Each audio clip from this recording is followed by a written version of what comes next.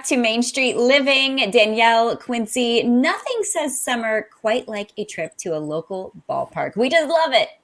Yes, and we talked about it in our first block today. We love going to the ballpark. The food, the in-game entertainment, it all adds up to a great, memorable moments for families each season. And one of the best places to take in a game is the home of the Pensacola Blue Wahoos, a Double-A affiliate of the Marlins. Joining us is president of the Blue Wahoos, Jonathan Griffith. Hello and welcome to Main Street Living. Hey, thanks for having me on today. So the season is underway for you guys. How are the Blue Wahoos looking this year? You know, we're actually a pretty good baseball team this year, which is something we don't normally talk about because we can't control that. But, you know, we always say we're undefeated in the fan service and the customer service and the fan experience out here. So it's been a great year so far for us. Yeah, you know, and that's so good to see, especially for the fans as well as for the athletes. And like so many sporting events last year, baseball did not happen for the Blue Wahoos team. However, your owner came up with a pretty cool, creative way to utilize the ballpark. Tell us about this Airbnb idea. Yeah, you know, it was one of the things that our ownership, you know, our whole mission is to improve the quality of life. And one of the things was to not lay people off. And so we didn't lay anybody off all year. And how can we still keep production going? And we came up with Airbnb and made the entire stadium an Airbnb where you can come out and rent the stadium and up to 20 people, and you stay in the clubhouses and kind of live like a ball player, and you get to use the field, get to use the batting cages. We have chefs here, so you could have meals prepared. So just an awesome, great experience for people to come. That's pretty creative. Yeah. And we had people from 37 different states. And, you know, the most creative thing was teaching our PR guy how to make beds because we all had different jobs, right? So he had to get out there and start making them. So it was really a great time. And we still have it going on once the players get out of town. With COVID protocols right now, we can't do it while the players are in here. But we do plan on keeping that going because it was so much fun and we got such great feedback from it. Nice. Wow. So you guys were able to not lay anybody off, but obviously made some transitions in the job. What was that transition like for everybody? You know, it was rough. You know, I'm not going to lie. I mean, we were out there, you know, we're paid to do, you know, PR or sales and things like that. Yeah. And we're now, you know, housekeeping, you know, and that's really what it was. But, you know, we also had the fun times. I got to, you know, throw BP. Like, you always want to be out there on the field and getting to enjoy that as well. So, you know, it was really a tough time for everybody in the country, you know, and we still lost quite a bit of money as an organization. But it was one that to live up to our mission to make sure that we're keeping that commitment is what our ownership decided to do. And we did a lot of creative things, you know, Airbnbs, and we became a golf course. We became all types of things here. And it was really an amazing time that I never want to live again. A lot of creative ideas came out of it. Yeah. Yeah. Yeah. So, Jonathan, like one of the things the minor league baseball is really known for is the atmosphere, of course. And on Thursday, you guys are having what's called a Mullet Thursday. So explain how this works. I see the fish on your shirt and everything. Yeah.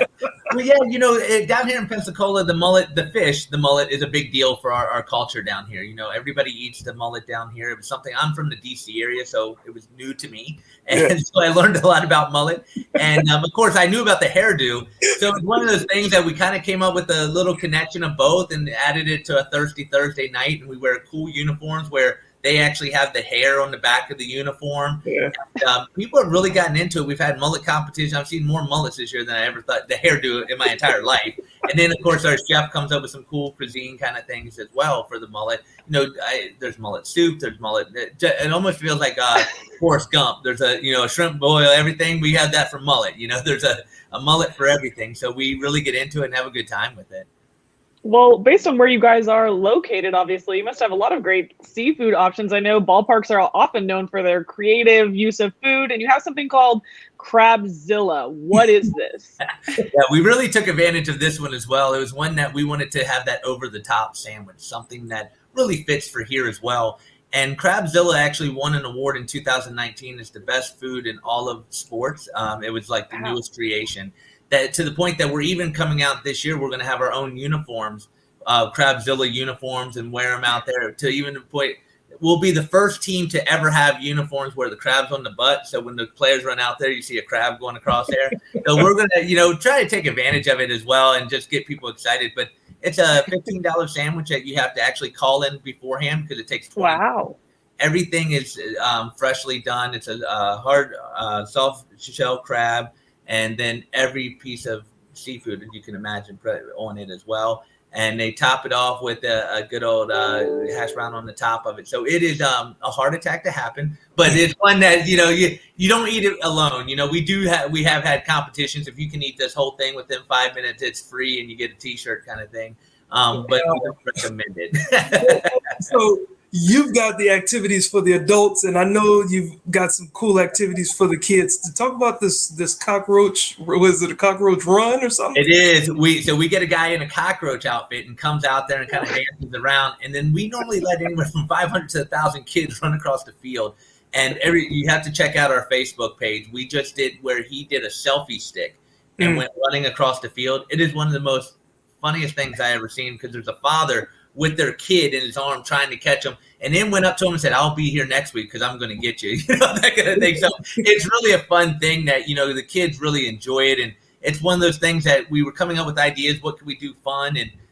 And somehow we came up with a cockroach running across the field. Nobody really likes the cockroach. So everybody feels if you tackle a cockroach, wouldn't that be a good thing? But it actually becomes kind of a bad thing, because every now and then there'll be an intern running across that field, and they'll get a little bit of a tackle and grass burn. So. Yeah, we've all been the intern before. Right. If you guys haven't been to a minor league baseball game, I used to do some sideline for the San Jose Giants, and so it's a lot of fun. Like, you guys do so many fun activities that you don't get to see at regular ballparks, so everyone really should get out and see one. I do understand you have a new team member as well, maybe of the furry variety. We do. Watson, he's actually here today out on the field. This is something that we teamed up with those folks, and it's all about getting support dogs. And so we're trying to help with that and get a little bit of exposure as well of how much goes into, working with the dogs and everything as well. Like simple things like not knowing the dog shouldn't lick your face. Our PR person had it licking their face and we got in trouble.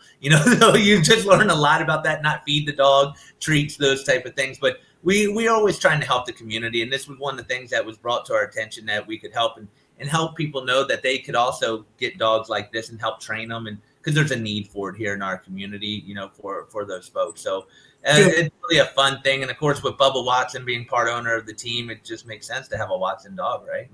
Very cool. There you go. And where can people get more information about checking out the Blue Wahoos this year? Yeah, go to bluewahoos.com, and all the information's on there as far as tickets, all the fun promotions and the crazy things we do. And, we have a great community down here, great beaches, and of course, a great ball game. I would tell everybody, come to the beach, and then at night you have nothing else to do, so come hang out with us and see some fireworks and have a great time. You got Definitely. it. Thank you so much, Jonathan, for stopping by, and good luck to the Blue Wahoos this year. Absolutely. Thank you all for having me on. It's been a pleasure. Thank you all.